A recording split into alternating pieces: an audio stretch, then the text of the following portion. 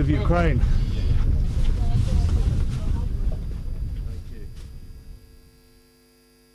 My name's Jax. I'm from England, and basically we're here to help stop the invasion of Ukraine. Hopefully, you know, we'll win. Oh, yeah. I do that with plates on CNN. Yeah. Walking to the board pass. Most of us are ex-military, so we're all very well trained. And the motivation is obviously the war crimes that are being committed shouldn't be committed, you know. It's bombing civilian targets, executing civilians, raping females. It shouldn't happen, and it needs to be stopped. Long live Ukraine. I'm from England, and basically we're here to help stop the invasion of Ukraine. Hopefully, you know, we'll win. Oh, yeah. I do that with plates on CNN. Yeah. Walking to the board pass. Most of us are ex-military, so we're all very well trained. And the motivation is obviously the war crimes that are being committed shouldn't be committed, you know. It's bombing civilian targets, executing civilians, raping females. It shouldn't happen, and it needs to be stopped. Long live Ukraine. I'm from England. Well, these are visuals that we are getting to you where it seem to suggest that people with combat experience from the United Kingdom are now volunteering to fight in Ukraine. Now, that was one such volunteer who spoke about the fact that he has been heartened to see pictures that are emerging out of Ukraine where civilian areas have been bombed and a large number of people, where he says, have been killed. So these, of course, are volunteers who are now arriving from various parts of the world, including, of course, right now we are seeing British volunteers arrive in Ukraine to fight over there. He said, in fact, that he wanted to help Ukraine fight against this invasion. Majal Bakshi is on the phone line with us now. Majal Bakshi, good morning. Thank you for joining us. What do you make of these people with, varied amounts of combat experience actually now making their way to Ukraine? Is this something, that we are going to see now? Are you looking at perhaps a protracted struggle here? Look, what I am looking at is that the conventional phase, to my analysis, we had initially thought that it would last for 7 to 10 days. We had done a war game, and we thought in 7 to 10 days, if the Russians use full force, they'll be able to achieve their objective. But curiously, the Russians have not used their full force. Even now, they haven't committed their air force in the strength and manner in which we thought they would. But I think it is to avoid collateral damage.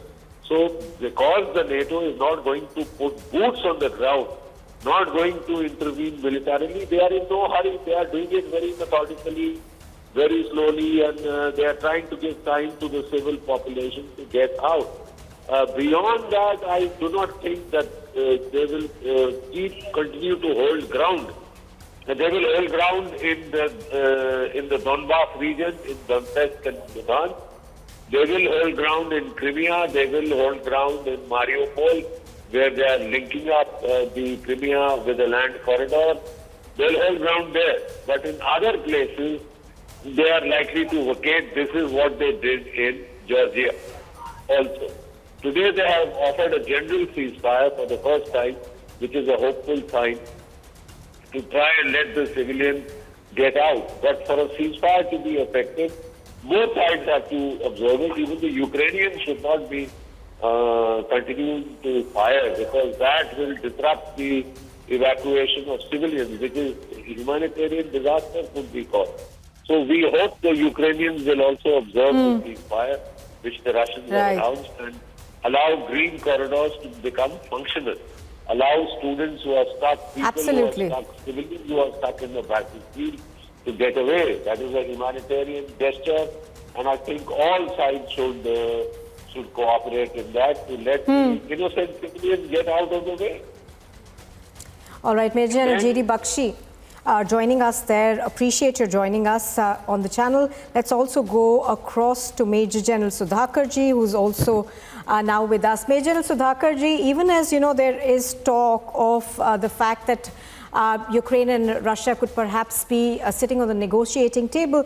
Do you now see an insurgency sort of situation developing in Ukraine? Because we've been seeing this news of, people from various parts of the world actually arriving to fight in Ukraine now. Nupur, first of all, good morning to you. Good morning to the viewers, and thank you once again thank Republic for having invited me once again to the channel. Very relevant question you're asking, has got multiple implications. I was just hearing to General Bakshi's narrative. I tend to agree with the general officer. I mean, we get pearls of wisdom. He is our friend, philosopher, guide, mentor, everything. He couldn't be saying or doing anything wrong. Compliments to him. But having said that, the conflict is assuming a very ugly turn now. In the next couple of hours' time, maybe next couple of days, this is my assessment, particularly with the mercenaries and the volunteers coming, like your channel only showing, volunteers from Britain have arrived. Yesterday I was in a couple of channels. In those channels, one of our news reporter at the gunpoint was being taken to a place which they did not disclose. They also turned out to be mercenaries from Chechnya. And also another new channel, while engaging with the Minister of Ukraine, in the backdrop one got a preview of the mercenaries shouting and killing a soldier. So this is a very dangerous turn which is actually taking.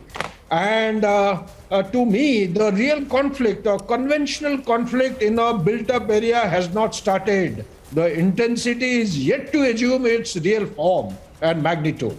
Back to you, please, Nupur. All right. Major General Sudhakarji over there, of course, saying that perhaps we are looking at a dangerous turn that events are now taking, because we have had reports that seem to suggest that a large number of mercenaries are coming there. Thank you for joining us.